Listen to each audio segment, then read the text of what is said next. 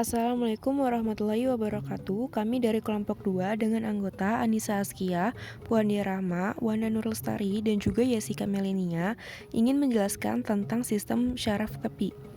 Sistem syaraf tepi atau yang disebut juga dengan perifer adalah sistem syaraf yang membawa informasi atau sinyal menuju sistem syaraf pusat, serta membawa informasi atau sinyal tersebut keluar dari sistem syaraf pusat menuju organ tubuh tertentu. Sistem syaraf tepi berfungsi sebagai penghubung antara sistem syaraf pusat dengan organ-organ tubuh. Sistem syaraf tepi terdiri dari 43 pasang syaraf, yaitu 12 pasang syaraf kranial dan 31 pasang syaraf tulang belakang atau spinal, serta neuron yang ditemukan di dinding saluran pencernaan. Adapun jenis sistem syaraf tepi, berdasarkan tugasnya, sistem syaraf tepi terbagi menjadi yang pertama, sistem syaraf aferen atau sensorik, yaitu syaraf yang berfungsi membawa impuls dari reseptor ke syaraf pusat.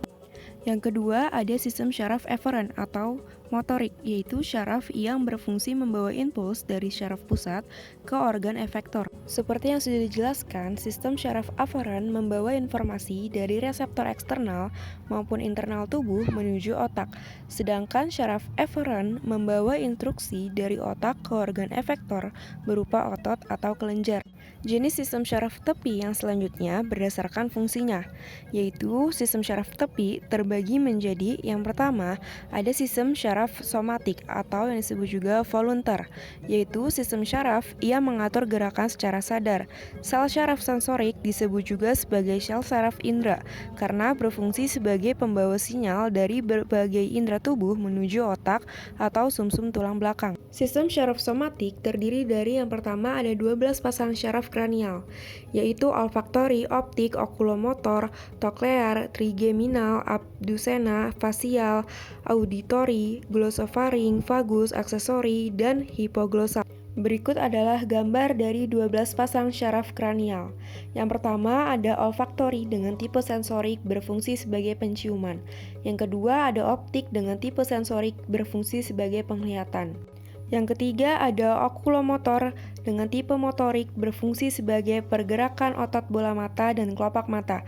Yang keempat ada koklear dengan tipe motorik yang berfungsi sebagai pergerakan otot bola mata. Yang kelima ada trigeminal dengan tipe campuran. Yang pertama, sensorik berfungsi sebagai sensasi di wajah dan mulut, dan motorik berfungsi sebagai mengunyah. Yang keenam ada abducena dengan tipe motorik berfungsi sebagai pergerakan bola mata. Yang ketujuh ada fasial bertipe campuran dengan sensorik berfungsi sebagai rasa atau kecap dan motorik sebagai pergerakan di wajah dan kelenjar pencernaan. Yang kedelapan ada auditori yang bertipe sensorik dan berfungsi sebagai pendengaran dan penyimbangan tubuh. Yang kesembilan ada glosofaring bertipe campuran, sensorik sebagai rasa atau kecap dan motorik untuk menelan. Yang kesepuluh ada vagus bertipe campuran berfungsi untuk syaraf utama untuk sistem pusat parasimpatik. Yang kesebelas ada aksesori bertipe motorik berfungsi untuk menelan dan pergerakan leher. Yang ke-12 ada hipoglossal bertipe motorik dan berfungsi untuk otot di lidah. Selanjutnya ada 31 pasang syaraf spinal yang terdiri dari 8 pasang syaraf spinal serviks, 12 pasang syaraf spinal toraks, 5 pasang syaraf spinal lumbar, 5 pasang syaraf spinal sakral, dan 1 pasang syaraf spinal koksigeal.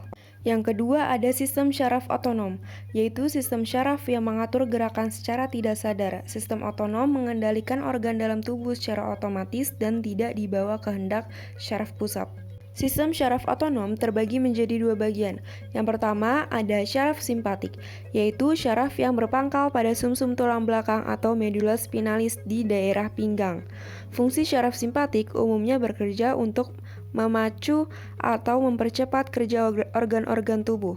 Syaraf ini mengendalikan respon tubuh ketika tubuh berada dalam keadaan bahaya atau yang biasa disebut dengan keadaan fight or flight. Yang kedua ada saraf parasimpati, yaitu saraf yang berpangkal pada sumsum tulang lanjutan atau medula oblongata dan dari sakrum. Fungsi saraf parasimpatik umumnya bekerja untuk memperlambat atau menurunkan kerja organ-organ tubuh, sehingga saraf ini akan bekerja secara optimal ketika tubuh manusia dalam fase istirahat atau yang biasa disebut dengan keadaan rest and digest. Kedua jenis saraf tersebut bekerja secara antagonis atau berlawanan. Contoh saraf parasimpatik yaitu seperti pupil menyempit, memacu pengeluaran air liur, memperlambat detak jantung, penyempitan bronkus, memacu gerak peristaltik dan sekresi, memacu pengeluaran empedu, dan memacu kontraksi kandung kemih. Sedangkan contoh dari saraf simpatik yaitu seperti pupil melebar, penghambatan pengeluaran air liur, memacu detak jantung, melebarnya bronkus, penghambatan gerak peristaltik dan sekresi, merubah glikogen menjadi glukosa, sekresi adrenalin dan noradrenalin, dan menghambat kontraksi kandung kemih. Sekian dari kami, kurang lebihnya mohon maaf. Wassalamualaikum warahmatullahi wabarakatuh.